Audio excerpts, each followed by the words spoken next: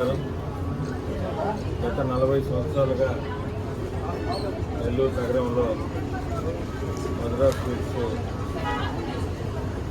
ఎంతోమంది నెల్లూరు నగర ప్రజలకు, అదేవిధంగా జిల్లా ప్రజలకు, ఇతర జిల్లా నుంచి వచ్చిన వారందరికీ కూడా మధురమైన స్వీట్స్ అందిస్తూ మంచి పేరు తెచ్చిన సంగతి మీ అందరికీ తెలిసిందే. వారికి నెల్లూరు రూరల్ నియోజకవర్గంలోకి మద్రాస్ స్వీట్స్కి స్వాగతం పలుకుతూ,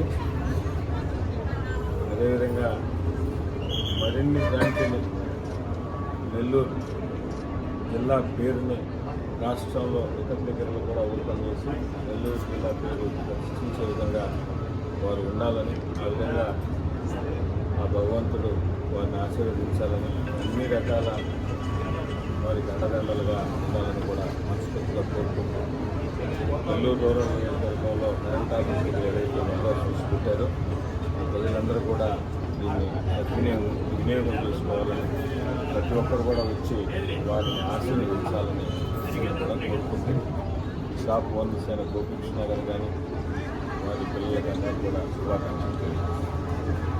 అందరికీ నమస్కారం. కోట గోపీకృష్ణ గారు 40 సంవత్సరాల క్రితం మధురా స్వీట్స్ పేరుతో నెల్లూరు ప్రజలందరూ కూడా మధురమైన స్వీట్స్, స్నాక్స్ అన్నీ కూడా అందించడం జరుగుతుంది. అప్పటి నుండి ఈ 40 సంవత్సరాల నుండి ఈరోజు వారు 3వ బ్రాంచ్, మధురా స్వీట్స్ వారి 3వ బ్రాంచ్, ఫస్ట్ సుబేదార్పేట, రెండోది విజయమహల్ గేటు, ఈరోజు కరెంట్ ఆఫీస్ సెంటర్లో నెల్లూరు ప్రజలందరికీ కూడా వారి యొక్క స్వీట్స్ అందజేసే ఉద్దేశంతో ఈరోజు ఇక్కడ ఒక మంచి స్వీట్ షాప్ ఓపెన్ చేయడం జరిగింది.